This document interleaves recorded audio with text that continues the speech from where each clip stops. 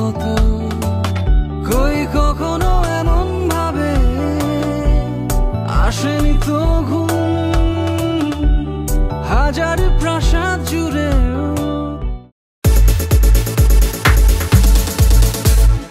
কেউ কেউ পায় না ঘর আর আমি যেন পাশ ফিরেই মেঘের মরশুম কাজল নেই বহর নেই ভাঙে সার মোর তুই যতটা আধুনিক ততটা সাবেকি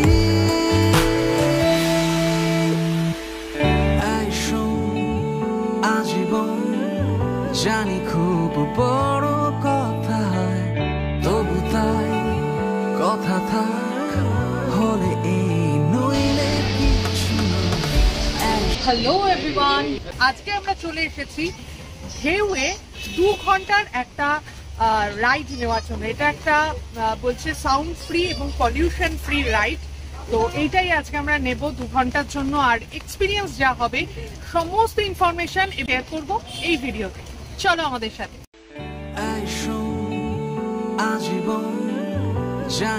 স্ট্যান্ড রোডের ক্রসিং আর এখানে লাইন দিয়ে হলুদ ট্যাক্সি। মেড ক্যাফে হল, এখানে আসতেই পারো তোমরা।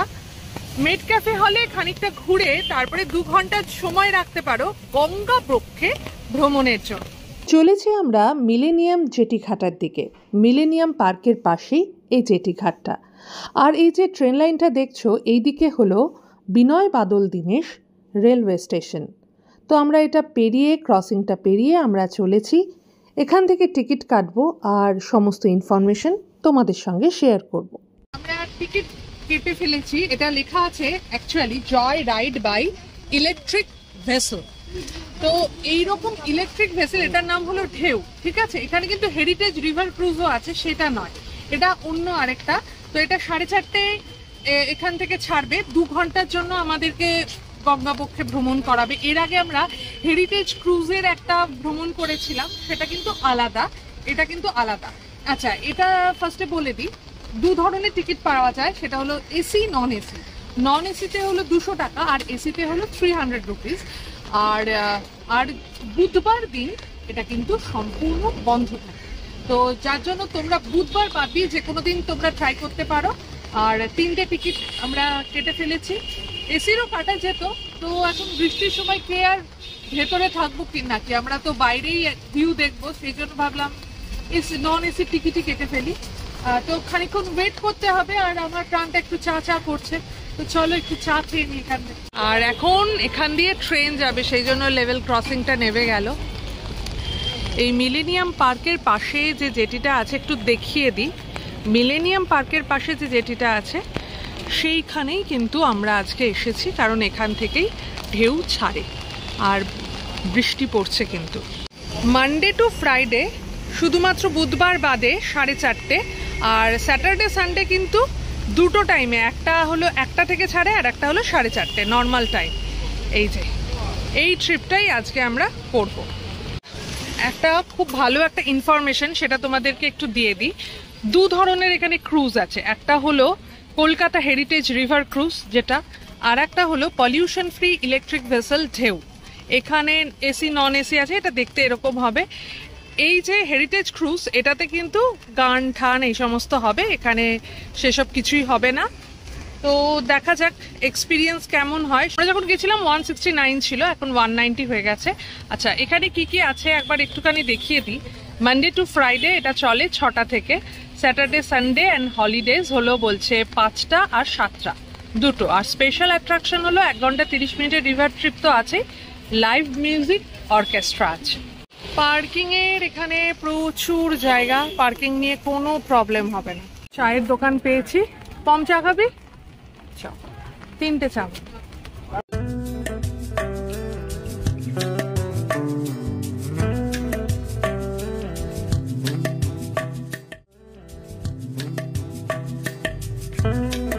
ঢেউয়ে যারা যাত্রী তাদের জন্য এই চেয়ারটা রয়েছে। এখানে অনেকটা বড় জায়গা, ওয়েট করা যাবে, তবে চেয়ার ফুল হয়ে গেছে। আর আমরা এই যে র্যাম্পটা আছে সেই র্যাম্পটা দিয়ে যাব। আরে বাহ, হাওড়া ব্রিজ তো দারুণ দেখাচ্ছে। যে আমরা ভিডিও করতে এসেছি তা নয়, বাইরে থেকেও অনেকে ভিডিও করতে এসছে। তো যাই হোক, বেশ ভালোই লাগছে আর কি। যত বেশি এক্সিবিট হবে আমাদের এখানকার জায়গাগুলো, লোকজন তত বেশি এখানে ঘুরতে আসবে এবং তাতে আমাদেরই লাভ হবে। এই যে মিলেনিয়াম পার্ক, এখান থেকে খানিকটা দেখা যাচ্ছে এই র্যাম্পটা থেকে। আর কি অদ্ভুত লাগছে হাওড়া ব্রিজ, ভীষণ সুন্দর লাগছে, লম্বা পাথ। যদি আজকে বৃষ্টি না হতো তাহলে এই মিলেনিয়াম পার্কে কিন্তু সুন্দর বসা যেত, ঘোরা যেত। এটা লাইন পড়েছে টিকিট দেখানো, তো আমাদের টিকিট এইটা। আমরা লাইনে দাঁড়াই, আমরা এখন লাইনে দাঁড়িয়ে রয়েছি। 4:14 বাজে, 4:17। এখানেও বোর্ডিং হয়, তো সেই বোর্ডিং শুরু হয়ে গেছে।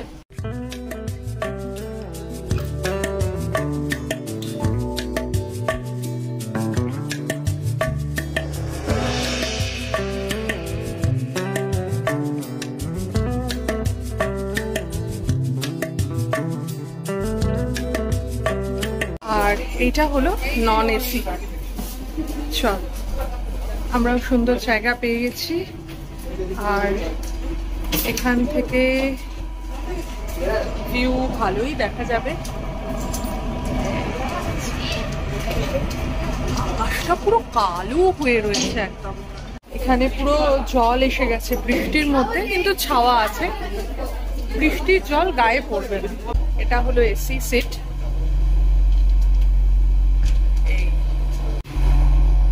এসি যেটা সেটায় সিট আছে 30খানা। অমিত এখানে চেষ্টা করছে, মাঝামাঝি এলে ভালো হবে আর কি। ঠিক আছে, এখান থেকে যেমন দেখা যাবে, আবার কিন্তু পেছনেও একটা ছোট্ট ডেক আছে, ওখান থেকেও কিন্তু দেখা যাবে।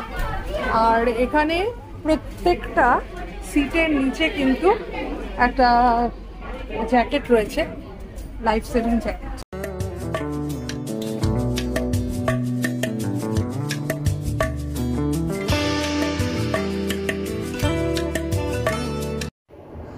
নিচের ডেকটা খোলা হয়েছে, এখানে সমস্ত যন্ত্রপাতি আছে। তো এখানকার যারা কর্মী তারাই এখানে যেতে পারেন। ওখানে সম্ভবত এক্সট্রা লাইফ জ্যাকেট আছে। আর এই প্রত্যেক সিটের নিচে কিন্তু আলাদা করে লাইফ জ্যাকেট রয়েছে। যে জলের ব্যবস্থা আছে, জানি না এগুলো আমাদের জন্য কিনা। এটা কিন্তু আটকে দেওয়া হয়েছে, ওই যেটা দিয়ে আমরা যাতায়াত করছিলাম সেইটাই আর কি আটকে দেওয়া হয়েছে। এখানেও এইরকমই একটা সেম সিস্টেমে আটকানো আছে। তো ছাড়বে আশা করছি, বাজে 4:41। আর ওখানেও আছে হলো ভিভান্তা ক্রুজ। 4:41 ছাড়লো। এই যে এটা হলো হেরিটেজ ক্রুজ, আর ছেড়ে যাচ্ছে আমাদের ঢেউ।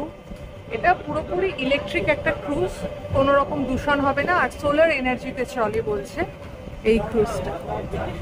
দুর্দান্ত লাগছে, ভীষণ। আর এইটা হলো মিলেনিয়াম পার্ক। আমরা তো জেটি থেকেও দেখালাম মিলেনিয়াম পার্ক।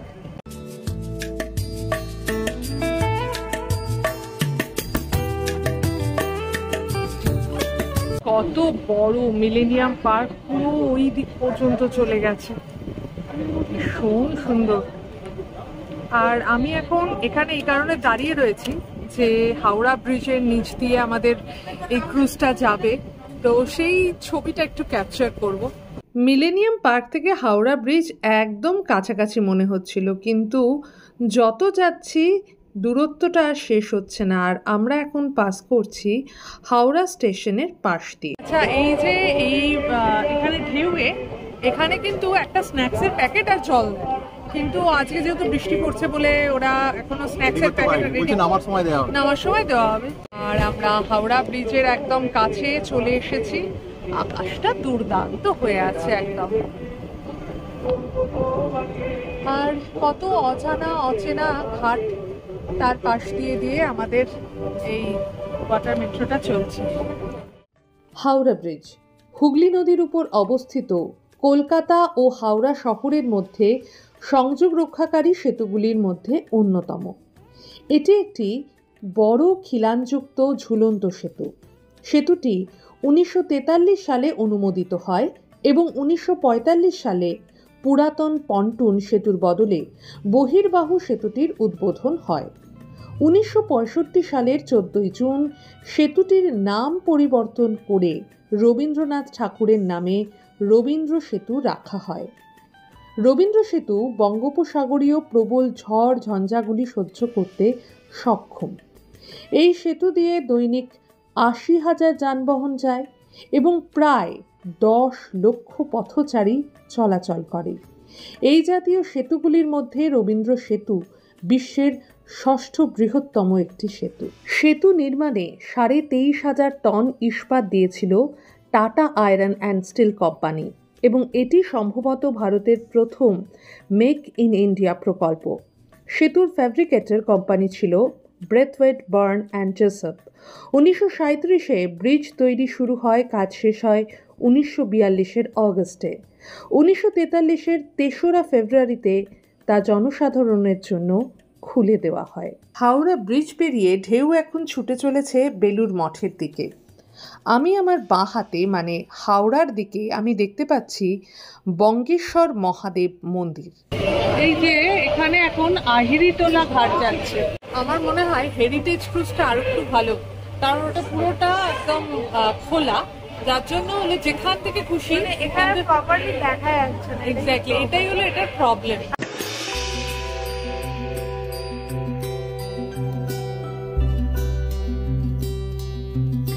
আমরা কিন্তু নন এসি টিকিট কেটেছি। আমার রেকমেন্ডেশন, তোমরা যদি আসো নন এসি টিকিটই কাটো, কারণ এই যে ভিউটা আমরা পাচ্ছি এটা বোধহয় যারা এসিতে আছে তারা পাবে না, তারা নন এসিতেই চলে আসছে আর কি সেটা দেখার জন্য। আমরা এখন কাশীপুরে আছি। কাশীপুরের পাশ দিয়ে ঢেউ চলেছে। এই এতক্ষণে একটা অ্যানাউন্সমেন্ট হচ্ছে যে আমরা বেলুড় মঠে প্রবেশ করছি। বেলুড় মঠ হল শ্রী রামকৃষ্ণ পরমহংস দেবের প্রধান শিষ্য স্বামী বিবেকানন্দ কর্তৃক প্রতিষ্ঠিত রামকৃষ্ণ মঠ ও মিশনের প্রধান কার্যালয়। এটি হাওড়া শহরের বেলুড় অঞ্চলে হুগলি নদীর পশ্চিম পাড়ে অবস্থিত। বেলুড় মঠ কলকাতা সন্নিহিত অঞ্চলের অন্যতম দ্রষ্টব্যস্থল। বেলুড় মঠের রামকৃষ্ণ মন্দির রামকৃষ্ণ ভাব আন্দোলনের প্রাণকেন্দ্র। এই মন্দিরটি হিন্দু, ইসলামী, বৌদ্ধ ও খ্রিস্টান স্থাপত্যের মিশ্রণে নির্মিত একটি গুরুত্বপূর্ণ স্থাপত্য নিদর্শন। বেলুড় মঠ 40 একর জমির ওপর অবস্থিত।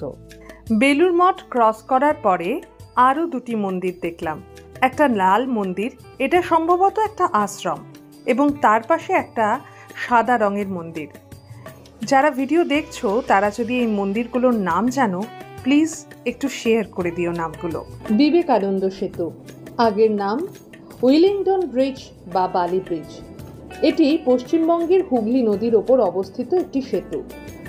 এটি হাওড়ার বালি ও উত্তর 24 পরগনার দক্ষিণেশ্বরকে যুক্ত করেছে। 1932 সালের ডিসেম্বর মাসে এই সেতুটি চালু হয়। এটি একটি মাল্টি স্প্যান স্টিল ব্রিজ। এটি কলকাতা বন্দর ও তার পশ্চাৎভূমির অন্যতম প্রধান রেল ও সড়ক যোগাযোগ সেতু। এর দৈর্ঘ্য 2887 ফুট।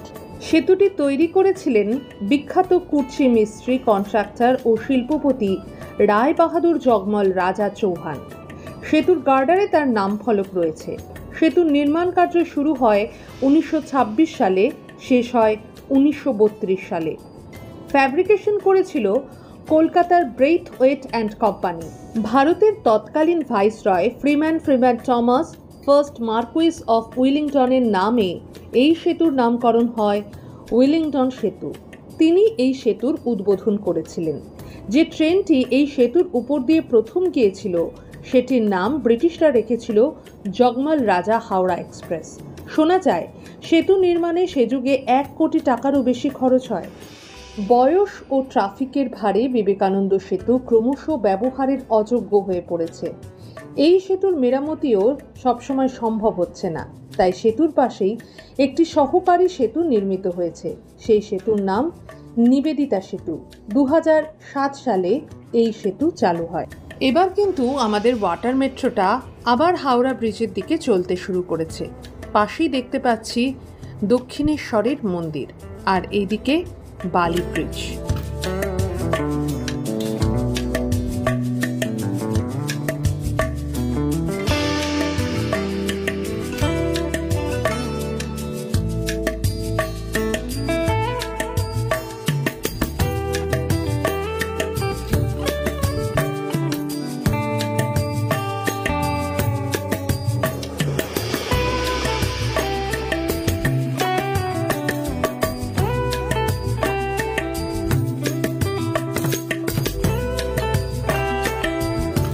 এই ঘাটটায় কত মানুষজন বসে রয়েছে, সুন্দর লাগছে। আর এটা কিন্তু স্পিড নিয়েছে একদম। এটা পুতুলভাড়ি চম্পাতলা ঘাট এইরকম কিছু, পাশাপাশি দুটো ঘাট। এবার আমরা শোভাবাজার ঘাটের কাছে, এই যে এইটা হলো শোভাবাজার ঘাট, এর পাড়েরটাই হলো আহেরি টোলা ঘাট, এখানটাই হলো ভূতনাথ মন্দির আছে, আর এই হলো নিমতলা মহাশ্মশান।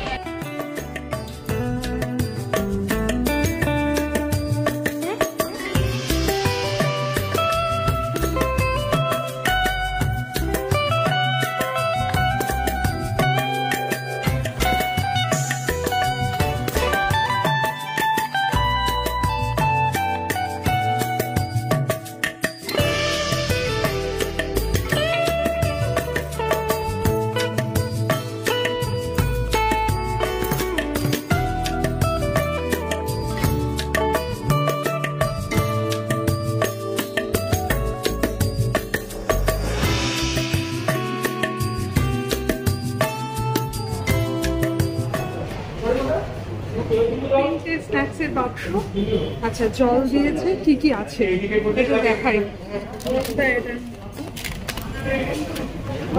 আরে বাহ, একটা এরকম ফ্রাই আছে, এটা সম্ভবত ভেজিটেবল চপ হবে, কেক আর চানাচুর। চলো বাইরে একটা চা নিই আর এই ভেজিটেবল চপটা খাই, দারুণ মজা হবে।